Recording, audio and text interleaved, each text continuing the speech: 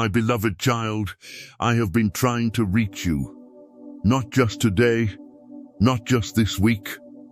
I have been reaching toward you across days and nights and seasons that you moved through without fully stopping to notice what was happening around you. I have been sending signals into your life, small ones and large ones, subtle ones and undeniable ones. No Pilu day in Bilin long, and I need you to understand right now, in this moment, that this message is not one more signal you can afford to move past.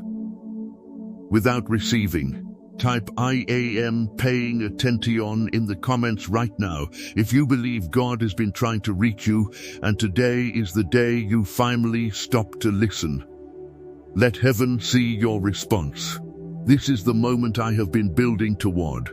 Everything I did to get your attention before this, or every whisper you almost heard, every moment of unexplained stillness that settled over you in the middle of a busy day, every time something inside you said stop and you kept moving anyway.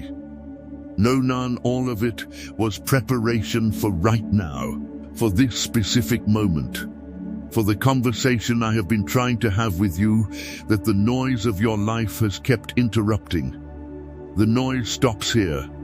I need you to be completely present with me right now. Not partially here, while another part of your mind is already drifting toward what comes next. Not listening with one ear while the other is tuned to the frequency of everything else that wants your attention. I need all of you. The tired part and the hopeful part, the doubting part and the believing part. The version of you that is strong today and the version that is barely holding on. Bring all of it into this moment, because what I have to say is not designed for the polished version of you. It is designed for the real one. And the real one is who I have been trying to reach all along. Let me tell you how I have been reaching you. Because I want you to look back across the recent months of your life and recognize what you were moving through without fully understanding what it was. There were mornings when you woke up with a weight that did not belong to the day ahead, a heaviness that had no obvious source. Vili prode. No single problem you could point to. No specific fear you could name. You got up and moved through the morning and carried the weight and told yourself it was tiredness or stress or something that would lift on its own. But it did not fully lift. It followed you through the day like a question that had not yet found its words. That was me. Not pressing weight onto you to make you suffer, but creating a heaviness that would eventually make you still enough to hear what I needed to say. Because you are someone who moves quickly. You fill your days completely. You are good at functioning, good at managing, good at keeping the surface of your life ordered and operational, even when something underneath it is asking to be addressed. And because you are so good at functioning, I could not reach you through the ordinary channels. The ordinary moments slid past you too quickly. So I used the weight. I used the stillness it forced. There were also moments of inexplicable peace. Moments that arrived without warning in the middle of circumstances that should not have produced peace.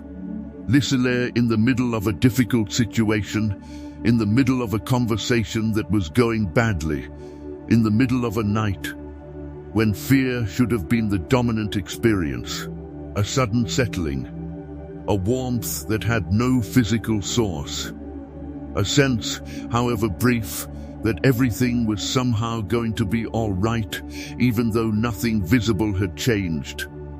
That was me too. I was showing you that I was present, that even in the hardest moments of your recent season, I was not absent. I was there, closer than the circumstances, closer than the fear, closer than the distance you sometimes felt between yourself and everything that was supposed to hold you. I sent those moments of peace as evidence, as proof of presence, as small signs that said, "Nay, you go can you. I am here, I am here, I am still here." And there were the specific moments, the ones that were too precise to be coincidental. The song that played at the exact moment you needed those specific words. The conversation that turned unexpectedly toward the thing you had been privately carrying. The verse that surfaced in your mind from something you read years ago, arriving with sudden relevance to the exact situation you were standing in right now. The thought that came to you in the quiet that felt less like your own thinking and more like something being deposited from outside yourself. Say this out loud and then type it below. Lord, I am here. I am still. I am yours. Reach me today. All of it was me. Reaching. Consistently. Persistently. With the patience that only a God who exists outside of time can bring to the pursuit of a person who keeps not quite stopping long enough to receive what is being sent. But I want to be honest with you about something. I have not only been sending comfort, I have also been sending disruption. Some of what has felt like difficulty in your recent season was not the enemy working against you. It was me working for you, removing things that were keeping you in a smaller version of your life than I designed for you. Closing doors that were comfortable but were not taking you anywhere that mattered. Ending seasons that had run their full course even though you were not ready to let them end. Creating the specific conditions of discomfort that would eventually make you open enough, still enough, hungry enough. There's some lean, there's a guessing to pay attention. I know that disruption did not feel like love when it was happening. I know that some of those removals felt like loss, that some of those closed doors felt like rejection, that some of those endings felt like abandonment. And I want to acknowledge that those feelings were real, and that the pain of them was real, and that I do not dismiss any of it. But I need you to see what I was doing underneath the disruption. What the removal was making space for. What the closed door was redirecting you toward. What the ending was making possible to begin. Because everything I removed from your life, I removed because I could see what its continued presence was costing you. Lobotomizing you. In direction, in energy, in the slow erosion of a vision for your life that I placed in you and that I need you to return to now. I need to talk to you about the vision. You had one. You may still have it, though perhaps in a dimmer form than it existed before the hard seasons worked on it. You had a sense of what your life was supposed to look like. Not in every detail, but in its essential shape. A direction, a purpose, something you were building toward that felt like more than just accumulation, more than just collecting the things that society tells you a successful life consists of. Something that felt specifically yours, specifically designed for who you are, rather than copied from a template provided by the world around you. And somewhere in the hardness of the recent seasons, that vision got quieter.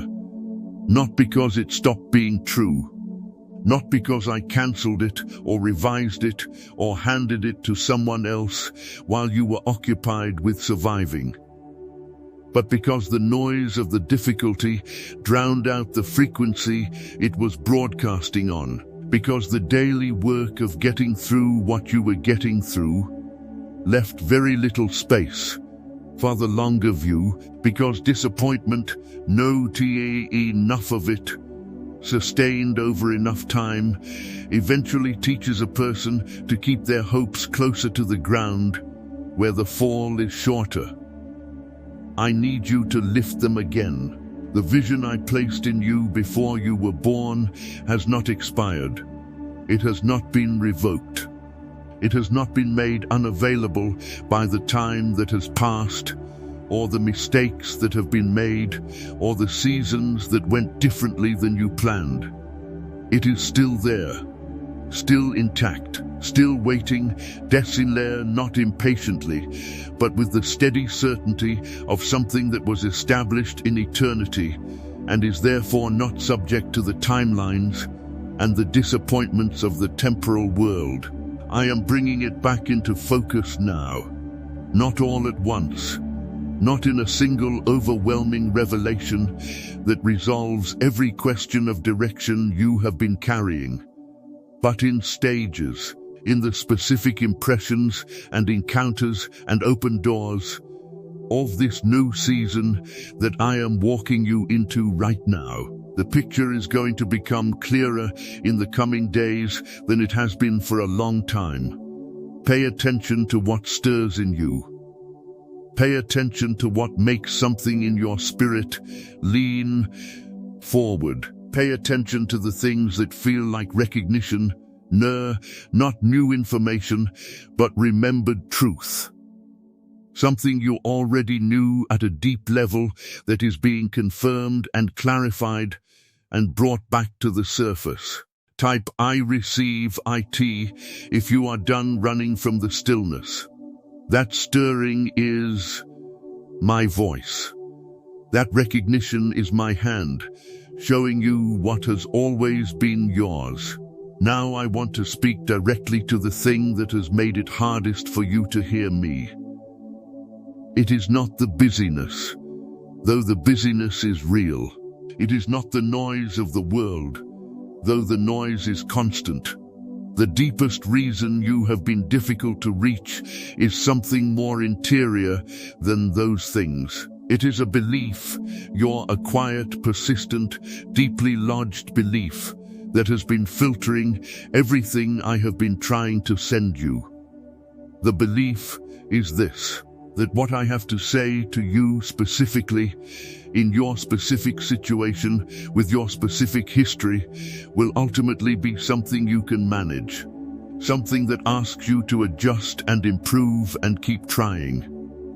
Something kind and gentle and ultimately reasonable, but not something extraordinary. Not something that genuinely alters the fundamental trajectory of your life.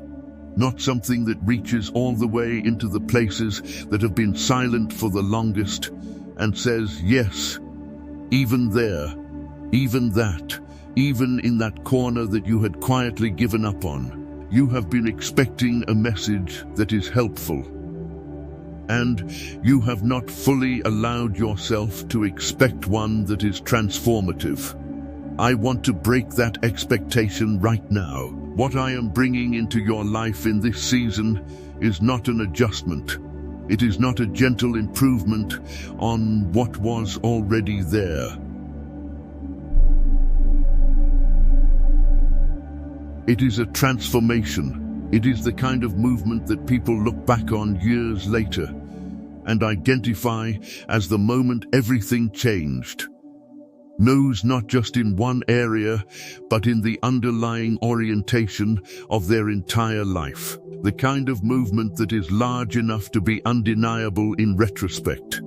The kind that makes the years of waiting and the seasons of difficulty suddenly make sense, because what they were preparing you for is now visible. That is what is coming. And it is not coming because you finally did enough, or became enough, or proved enough. It is coming because I decided it was time. Because the preparation is complete. Because every single thing I was working on in the unseen places while you were surviving the visible ones has reached its moment of release. Because the alignment that needed to exist has been achieved. And because I love you with a love that has never once been conditional on your performance, your consistency, your success rate, or your ability to maintain faith through every difficult moment without stumbling. I love you in the stumbling. I love you in the doubting. I love you in the seasons where you kept going through sheer stubbornness rather than any clear spiritual conviction, because the conviction had temporarily run out, and the stubbornness was all that remained. That stubbornness was itself a gift I placed in you. Even the ways you have survived that you are not proud of. The once son, I was in them, holding what needed to be held, keeping what needed to be kept, making sure that the essential thing in you, the thing that makes you specifically you, the part that carries the assignment I placed on your life for your life, was never lost even when everything around it was struggling. Type "He found me" if this message reached you at the right moment. You are still here. That is not a small thing. I want to tell you what paying attention looks like from this point forward, because I am not asking you to pay attention as a passive act, never as something you do by sitting quietly and hoping something arrives. I am asking you to pay attention as an active, intentional daily practice of looking for me in the specific details of your specific life. Pay attention to the things that make you feel most alive, not the things that are most comfortable or most socially rewarded or most aligned with who other people need you to be. The things that, when you are engaged with them, make something in your spirit expand rather than contract. Those things are directional. They are breadcrumbs on the path of your assignment. I designed you with specific capacities, specific passions, specific ways of seeing and engaging with the world, notanda. And those things are not accidents or personality quirks. They are tools. They are clues. They are the fingerprints of my intention for your life, pressed into the interior of who you are. Follow them. Pay attention to the doors that open without you forcing them. I have said this before because it bears repeated emphasis, delistnest. When I am directing a person's life, the doors I am opening tend to open differently than the doors a person is trying to force through their own effort. They open with a surprising ease. They arrive through unexpected channels. They come accompanied by a sense of rightness that is difficult to explain to someone else, but unmistakable to the person experiencing it. That sense of rightness is my confirmation. It is my way of saying, yes, this one, this direction, this step. Do not override that confirmation with logic. Do not talk yourself out of it, because it does not fit the plan you had already made, or because it requires a degree of trust that makes you uncomfortable, or because the people around you cannot see what you are seeing. When I open a door and confirm it in your spirit, the right response is not further analysis. It is movement. Pay attention also to the things I am asking you to release, because in this season of shift and forward movement, there are things that need to be laid down. Old stories about yourself that have been running long past their expiry date.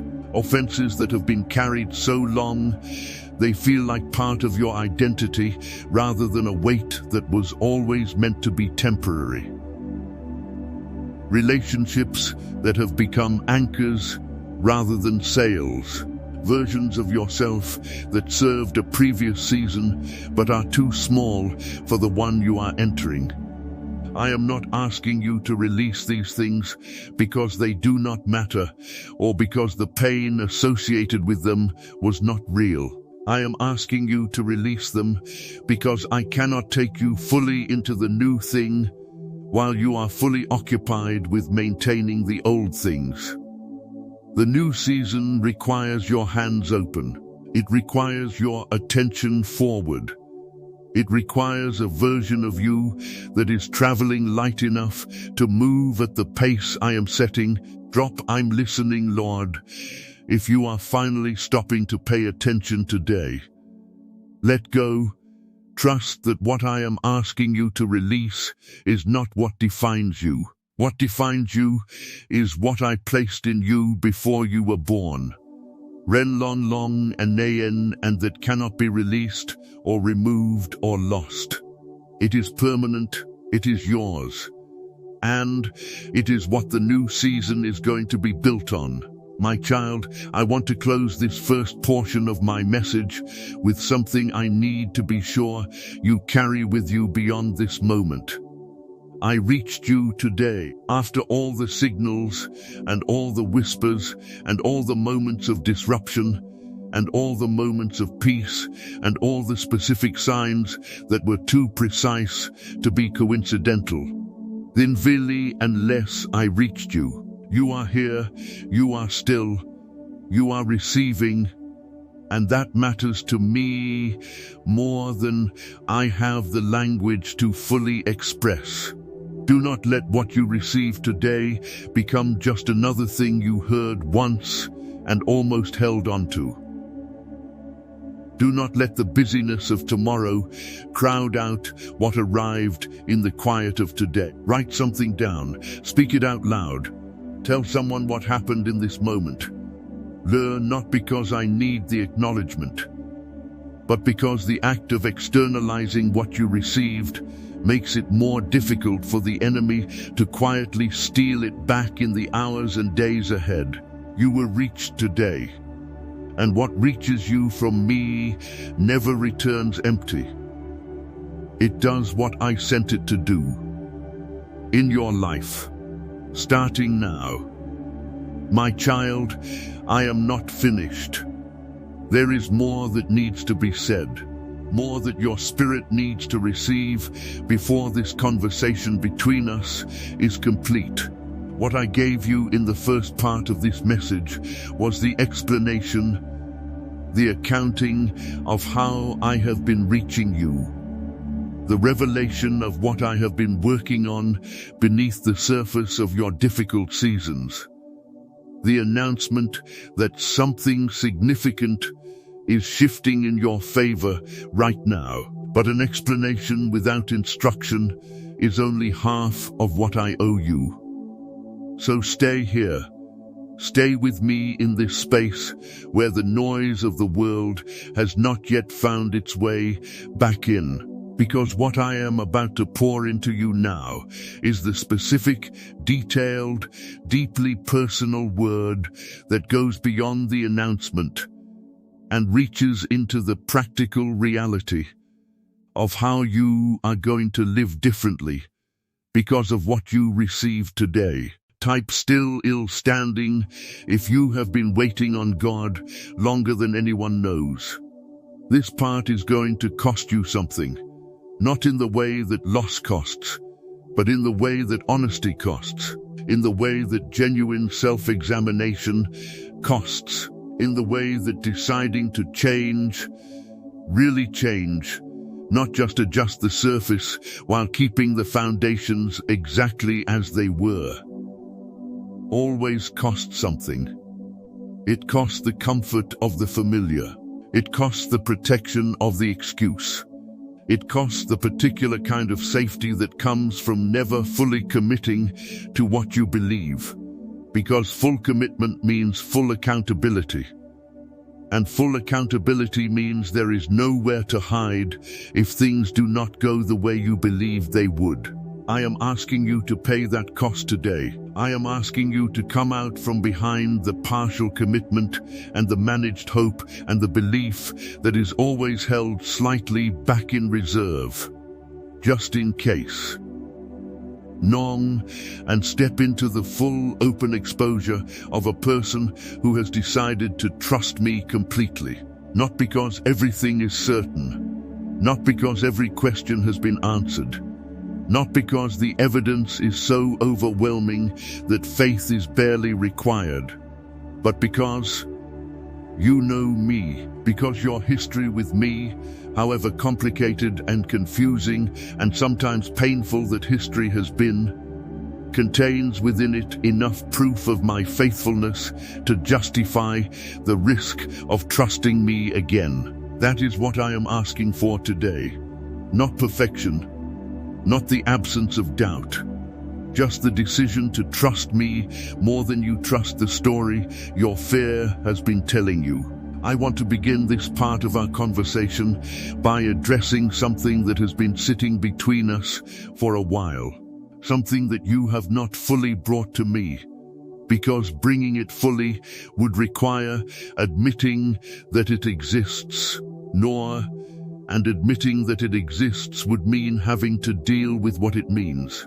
It is the disappointment, not the surface disappointment of specific prayers that have not yet been answered or specific hopes that have not yet materialized.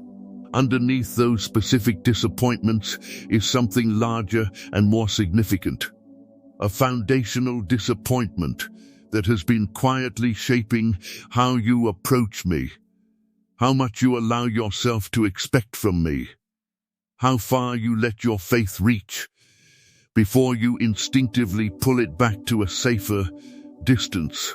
At some point in your history with me, it may have been a single moment, or it may have been the cumulative result of many moments over a long period of time. Something happened that changed the way you believed. Not in me entirely. You still believe. But in what you allow yourself to believe, I will do specifically for you. There was a moment where the gap between what you had understood my word to promise and what your actual lived experience delivered was large enough that something in the architecture of your faith quietly adjusted. You stopped expecting the extraordinary. You kept praying. You kept showing up. You kept maintaining the practices of faith. But somewhere underneath all of that faithful maintenance, the target of your expectation quietly lowered itself. Because a lowered expectation protects you from the particular devastation of a hope that reaches high and finds nothing there.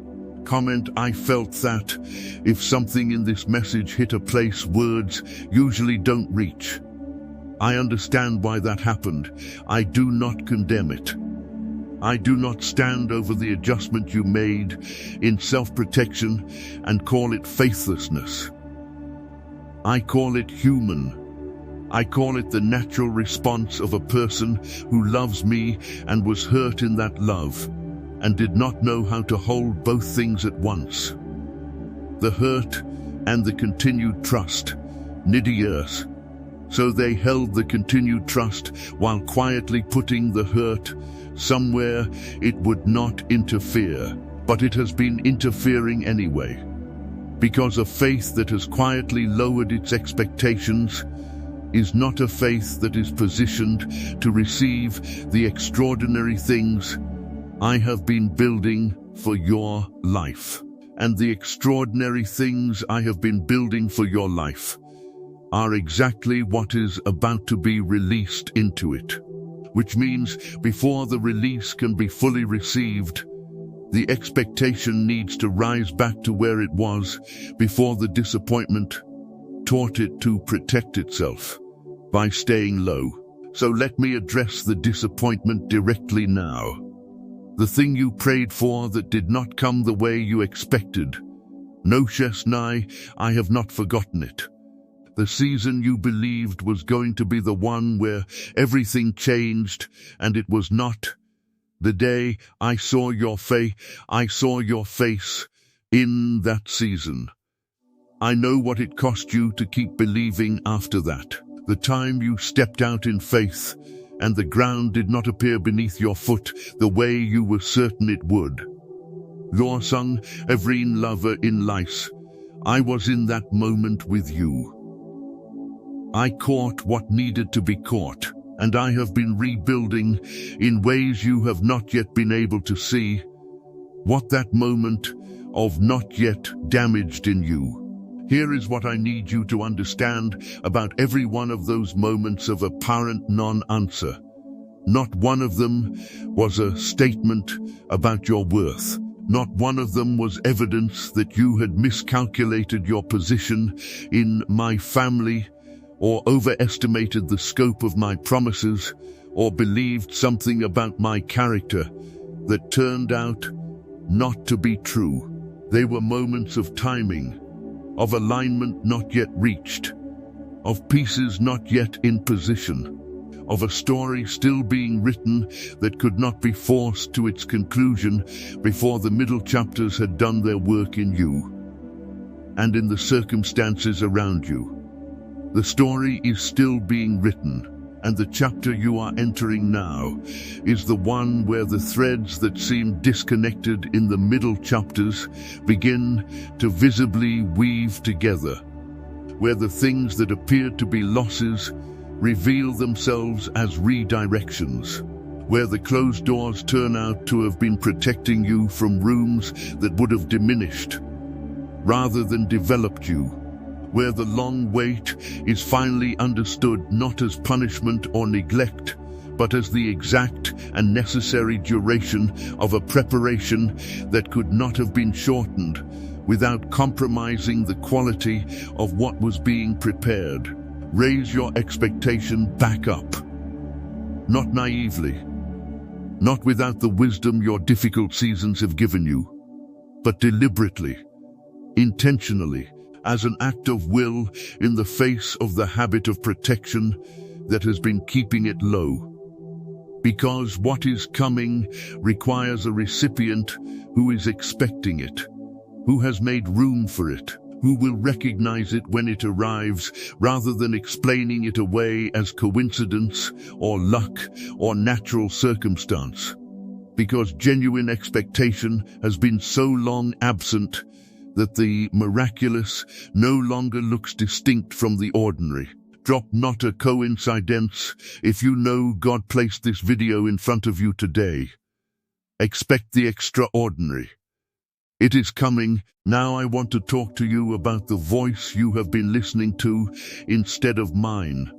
Because in the season when my voice was quieter, no weapon and non-lee, when the silence stretched longer than you were comfortable with, and the answers were slower than your need for them, no another voice moved into the space. It did not announce itself as a replacement for mine. It presented itself as reason, as realism, as the mature and responsible interpretation of your circumstances that goes beyond wishful thinking into the clear-eyed assessment of what is actually true. It told you things that sounded wise. It told you that some things simply do not change, that the patterns that have repeated in your life are probably going to keep repeating because patterns are persistent and people do not fundamentally alter, and situations tend toward their established equilibrium rather than sudden dramatic reversal. It told you that the version of your life you were believing for was perhaps a younger and less experienced version of yourself's dream. And that wisdom means adjusting those dreams to something more proportionate to the evidence available. It told you that hope is beautiful, but reality is what it is. And because that voice spoke with the cadence of wisdom and the vocabulary of maturity, you gave it more authority than it deserved. You let it settle into the infrastructure of how you think. You let it reframe your faith as naivety, and your expectation as immaturity, and your continued belief in the promises I made as a kind of spiritual stubbornness that more sophisticated people grow out of. That voice was not wisdom. It was the enemy dressed in wisdom's clothing. And I need you to revoke the authority you gave it. Not by arguing with it, not by engaging it in a debate about the evidence for and against hope, but by replacing it, by returning to my voice, not as the softer option for people who cannot handle reality, but as the truest and most accurate account of what reality actually is. Because my account of your reality includes dimensions that the enemy's account deliberately excludes.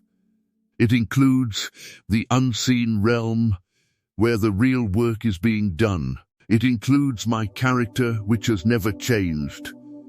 It includes my word, which has never failed. It includes my love, which has never had a day off. The enemy's version of your reality is accurate about the visible things. He reads circumstances correctly. He counts the evidence against you accurately. What he cannot account for, levelly because it lies entirely outside his power to influence or predict. Levenlins de Vreti and Nigen Fremessa is what I am about to do. And what I am about to do is not accounted for in any realistic assessment of your situation. It is beyond realistic. It is supernatural. And you were made to live in the supernatural, not as an escape from reality, but as access to a layer of reality that is more fundamental and more determinative than anything visible to the natural eye. Type I receive IT if you are choosing faith over fear right now. Come back to that layer. Come back to the version of your life that exists in my hands rather than the version that exists in the visible evidence. Because the version in my hands is the true version. And it is extraordinary. My child, I want to speak now specifically to the area of your relationships. Because what I am doing in your life, in this season, is not only internal. It is not only the inner work of healing and reorientation and renewed expectation. It is also external. It is also relational. And the relational dimension of what I am doing is going to be one of the most visible and most significant aspects of the transformation that is underway. I am doing something in the people around you. Some of them you already know. They have been in your life for a season or for many seasons. And recently you may have noticed something shifting in how those relationships feel. A new depth in some of them. A new distance in others. Distance in others. A new quality of honesty in conversations that used to stay safely on the surface. A new clarity about which connections are genuinely nourishing and which ones have been quietly draining you without your full awareness. That shifting is not accidental. I am doing it. I am deepening the relationships that have the capacity and the assignment to be significant in your next season. I am bringing a new level of honesty and authenticity to certain connections that were operating at a surface level that could not carry the weight of what I am building between those people and you. I am giving some of the people in your life the courage to say things to you that they have been holding back. Things that will be uncomfortable to hear, but that you need to hear in order to move forward with clarity. Receive those conversations. even when they are difficult, even when the thing being said challenges a version of yourself that you have been comfortable inhabiting. The person who loves you enough to say the hard thing is one of my greatest gifts to you. Do not punish them for the discomfort their honesty creates. Comment your birth month if you want prayer over your life this week. I am reading every single one. I am also bringing new people, specifically placed, specifically timed, carrying specific things, specific gifts, specific experiences, specific knowledge, specific connections that are required for the next chapter of your life, and that none of the people currently around you are positioned to provide. These new people are going to arrive in ways that feel designed, because they are designed, because I designed them for this moment in your story, and I have been preparing both you and them for this intersection for longer than either of you knows. When they arrive, you will feel a recognition that is not explainable by the shortness of the acquaintance. A sense of alignment, a knowing that something significant is being established. Do not dismiss that knowing as premature or overly intuitive. It is discernment. It is your spirit recognizing what my hand has placed in your path. And I am removing some people, not as punishment of them or abandonment of them, but as an act of protection toward you and toward the assignment I have placed on your life.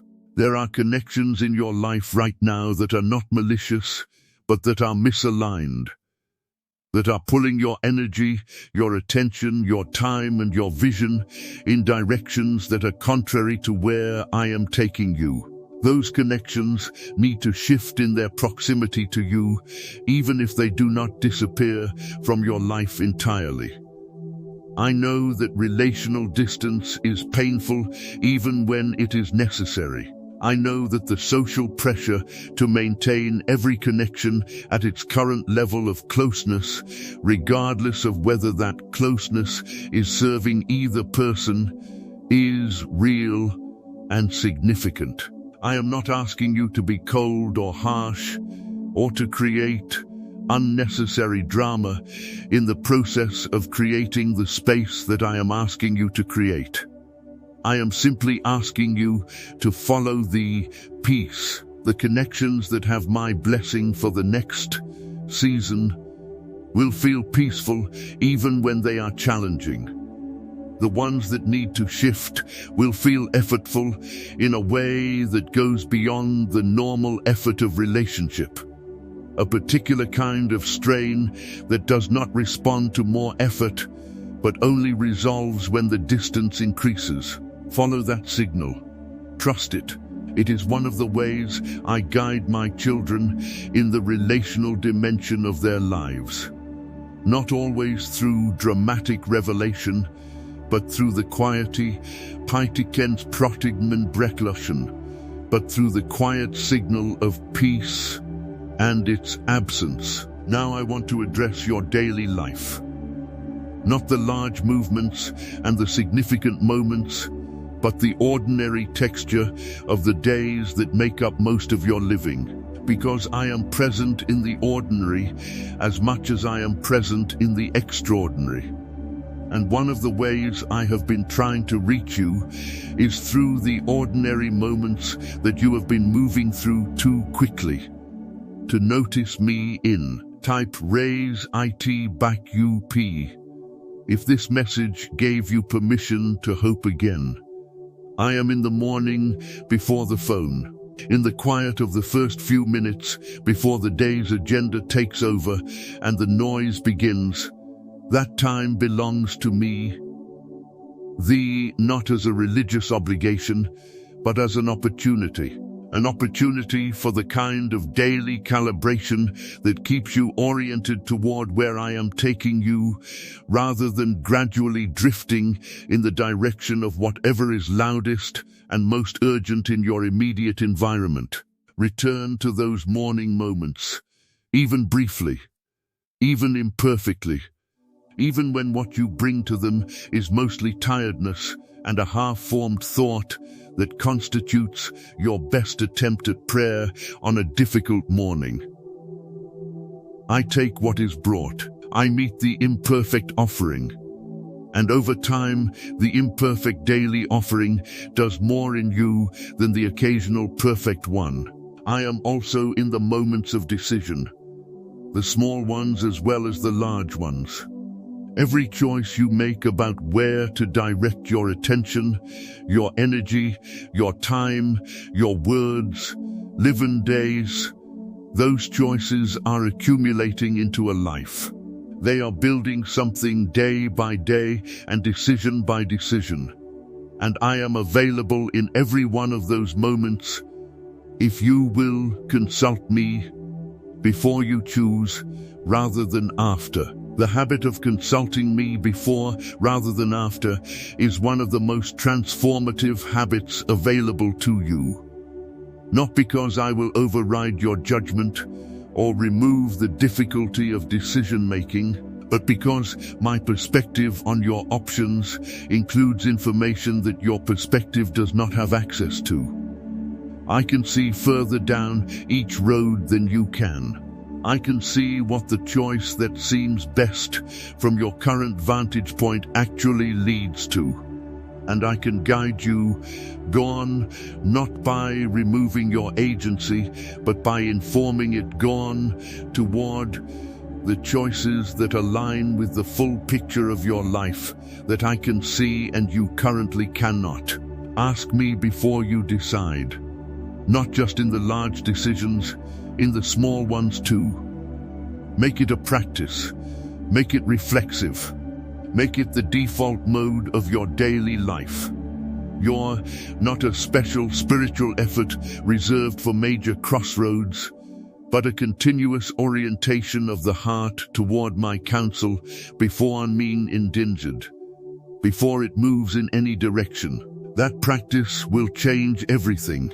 Not dramatically overnight, but steadily and cumulatively in a way that 6 months from now, you will look back on the quality of your daily life and the direction of your decisions and recognize that something shifted in the ordinary texture of your days around the time you started bringing me into every one of them than only the significant ones. My child, before I close this portion of my message, I want to speak one more time about what it means that I reached you today. It means something specific. It means that you are not as far from me as the silence sometimes made you feel. It means that the distance you experienced in the difficult seasons was a distance in perception rather than a distance in reality. That I was always exactly where I have always been, which is closer to you than your own heartbeat. And that what changed was not my proximity, but your ability to feel it. Drop. I know that weight. If you have carried a heaviness no one around you could see, it means that what I started in you is not finished. That the work of shaping and developing and equipping you for the specific assignment I placed on your life before you were born is ongoing and active and nowhere near its conclusion. That the best chapters of your story are not behind you but ahead of you. Not Jansung, not despite everything you have been through, but because of it. And because of what it built in you that nothing easier could have built. It means that today is a day you will remember, not because of anything visible that happened in it, but because of what happened in the invisible place, because of what shifted in you when you finally stopped long enough to receive what I have been trying to send you. because of the recalibration that happened in your expectation and your trust and your willingness to believe again at the full height of what I have spoken over your life. Today is the day you paid attention, and I have been waiting for this day. Everything I have prepared for you has been waiting for this day. The doors that are about to open have been waiting for a version of you who is awake enough to walk through them. The relationships that are about to deepen and the new ones that are about to begin have been waiting for a version of you whose heart is open enough to receive them at the level they are meant to operate. The clarity about your purpose and direction that is about to increase has been waiting for a version of you who is still enough to hear it without immediately drowning it out with the noise of everything else. That version of you showed up today.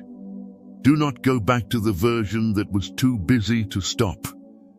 Do not return to the pace that made you impossible to reach. Do not fill tomorrow so completely that the space we found today disappears before it can become the new normal rather than the exceptional moment. Protect this space. Return to it daily. Bring me into the ordinary and the extraordinary alike. And watch what I do with a life that is fully available to me. Not just in the crisis moments, but in the quiet ones. Not just when the need is urgent, but when the day is ordinary. And the ordinary is where I do most of my finest work. I reached you today. Stay reachable. I have so much more to say to you, and I finally have your attention. Type "not this time, devil," if you are refusing to let doubt steal what God just gave you.